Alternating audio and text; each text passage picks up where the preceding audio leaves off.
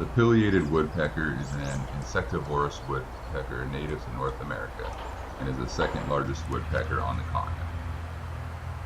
The largest woodpecker is the ivory-billed woodpecker, which is critically endangered.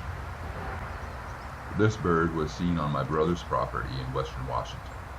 He's really going after those bugs. In the course of their drilling, woodpeckers often create large holes, which later make good nests for little songbirds and other forest creatures. This is why it's important not to cut snags or dead trees.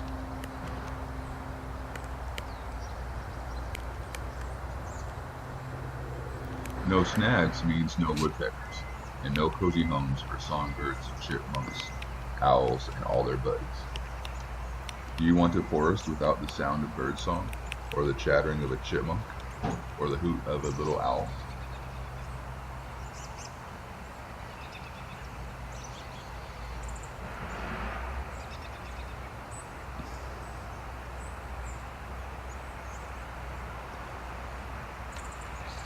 Here's a map of the pileated woodpecker's habitat as stolen from Wikipedia. And as you can see, they're in western Washington. That's well within their range.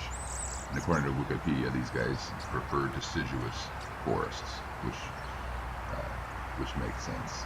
We don't have them down in Utah, but we do have a lot of other little woodpeckers, which also have a black, white, and red coloration. So that's kind of interesting.